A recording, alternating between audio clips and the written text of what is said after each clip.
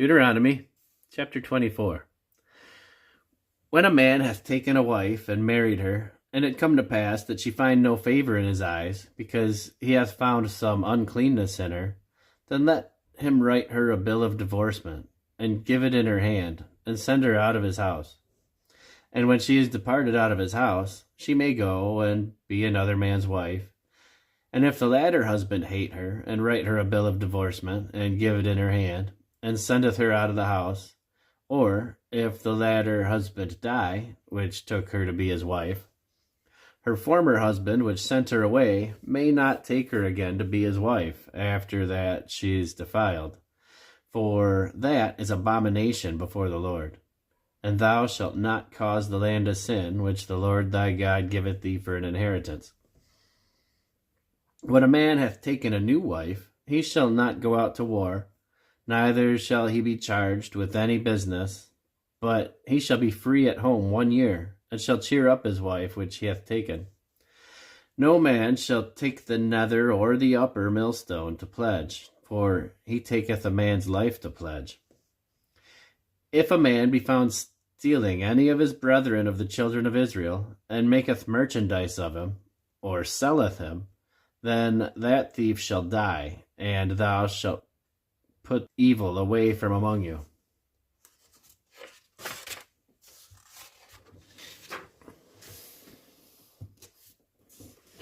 Take heed in the plague of leprosy, that thou observe diligently and do according to all that the priests, the Levites, shall teach you, as I commanded them. So ye shall observe to do.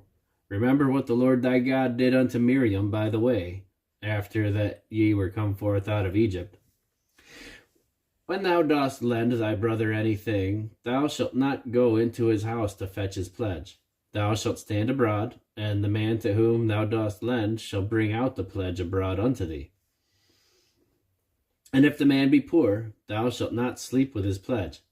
In any case, thou shalt deliver him the pledge again when the sun goeth down, that he may sleep in his own raiment, and bless thee. And it shall be righteousness unto thee before the Lord thy God. Thou shalt not oppress an hired servant that is poor and needy, whether he be of thy brethren or of thy strangers that are in thy land within thy gates.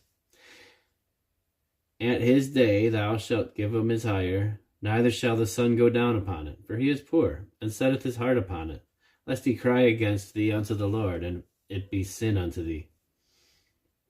The fathers shall not be put to death for the children, neither shall the children be put to death for the fathers. Every man shall be put to death for his own sin. Thou shalt not pervert the judgment of the stranger, nor of the fatherless, nor take a widow's raiment for pledge. But thou shalt remember that thou wast a bondman in Egypt, and the Lord thy God redeemed thee thence. Therefore I command thee to do this thing.